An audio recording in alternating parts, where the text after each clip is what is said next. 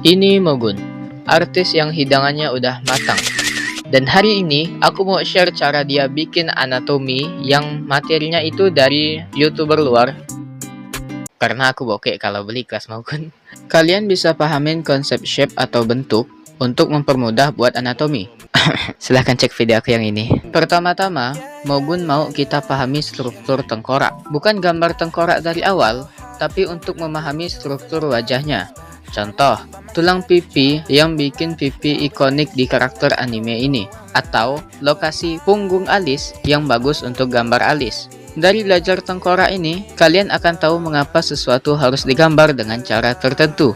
Setidaknya, kita tahu polanya. Setelah pahami ini, kita akan coba gambar ini menjadi ini.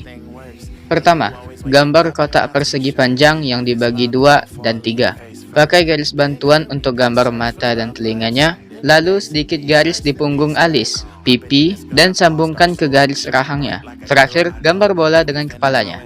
Dengan template ini, kalian bebas custom gambar karakter anime kalian sesuka hati. Dan jangan lupa hati-hati saat menggambar wajah, karena posisi dan bentuk dari mulut, pipi, hidung, dan alis bisa mempengaruhi usia pada wajahnya. Sekarang kita lanjutin studi anatomi yang aku bagi jadi 3 level. Proporsi atau proportion. Untuk dapat proporsi yang bagus dan konsisten, kita akan pakai rasio.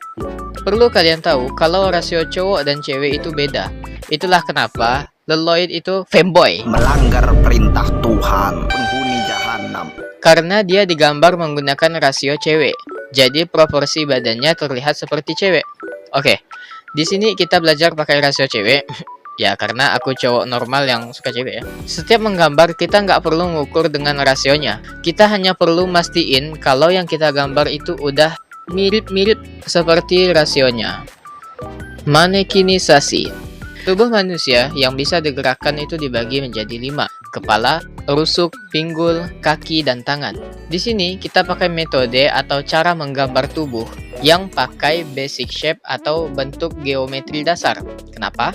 Karena kita akan dapat menyederhanakan prosesnya dan dapat hasil yang akurat untuk gambarnya. Kita bisa belajar gambar sesuatu dengan bayanginnya dalam basic shape karena itu akan membantu kita memahami dan menguasai strukturnya, sehingga memungkinkan kita untuk gambarnya di berbagai angle ataupun sesuai yang kita mau. Penanda atau landmarks. Ini teknik yang dibagikan Mogun untuk menambah detail di badan gambar kita, yakni menggambar bagian-bagian tulang yang bertemu tulang lain. Ada 6 tulang penting yang bisa kalian ingat di sini. Tulang selangka, tulang yang terhubung ke bahu. Jadi, cara gambarnya, kalian pastikan garisnya melengkung ke arah bahu. Siku. Pergelangan tangan. Tulang pinggul terlihat sedikit menonjol keluar, garis yang terangkat di atas kulit.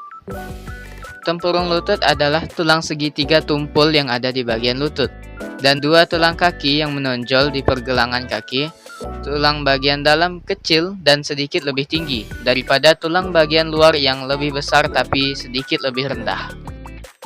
Kita hanya perlu paham struktur tulangnya, kayak di mana tempat mereka dan bagaimana cara kerja mereka. Karena ini akan sangat mempengaruhi cara tubuh bergerak dan bentuk penampilan alami tubuh. Jadi kita dapat hasil pose yang lebih bagus dan proporsional. Menurutku, landmarks ini lebih banyak dari 6 tadi ya. Ada banyak detail yang dihasilkan selain 6 tadi, kayak tulang yang di leher, tulang di atas tangan dan urat-uratnya, dan masih banyak lagi. Tapi 6 itu yang udah pasti muncul gitu. Dan karena aku nggak ngikut kelas aslinya, jadi aku nggak tahu detail lapangannya gimana.